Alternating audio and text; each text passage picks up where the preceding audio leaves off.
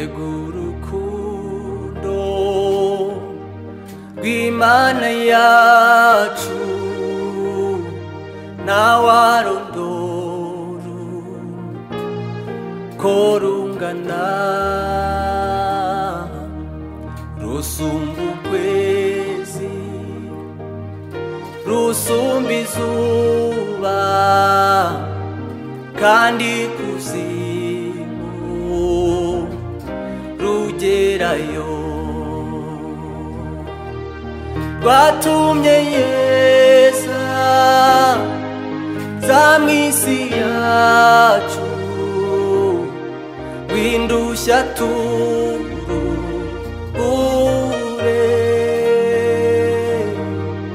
na cya kirara cy'inzererezi rwatumye satya kira. Mbese urukundo rw'Imana yacu rwagereranywa n'iki? Mw'ijuru n'isi baruririmbe kugeza iteka ryose. Ingoma zose zo mw'isi yacu zijya zihita zishiraho, ab'Imana nibayisenge bazapfa bose be kwibukwa. Nyamara urwo rukundo rw'Imana rutagira akagero,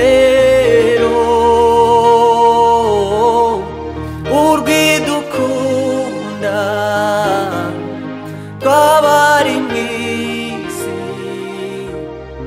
nirwo rutazashira. Mbese urukundo rw'Imana yacu rwagereranywa n'iki? Mw'ijuru n'isi baruririmbe kugeza iteka ryose. Inyanja zose zaba nka wino, ijuru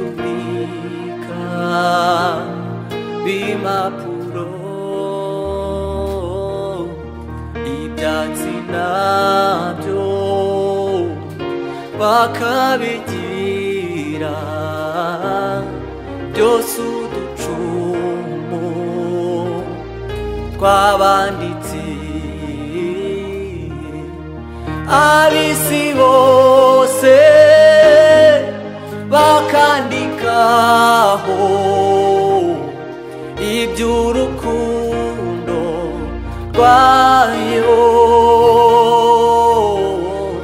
niba bimara n'ibyakwirwaho hakama inyanja riyo.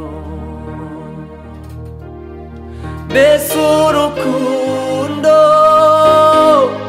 rw'Imana yacu rwagereranywa n'iki?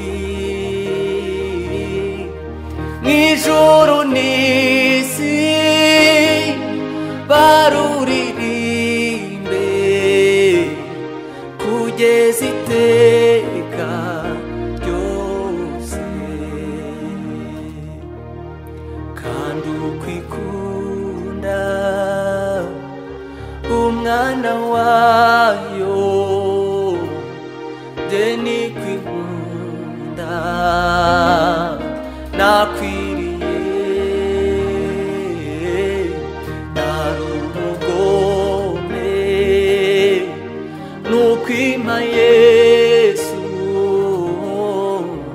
bambambikwe ku musaraba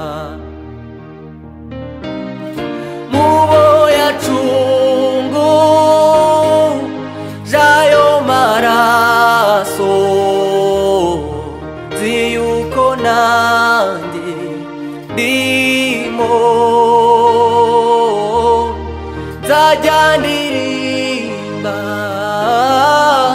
urwo rukundo rukwize mw'isi yose mbese urukundo rw'Imana yacu rwagereranywa n'iki mw'ijuru n'isi baruririmbe kugeza iteka ryose mbese urukundo rw'Imana yacu rwagereranywa n'iki mw'ijuru n'isi baruri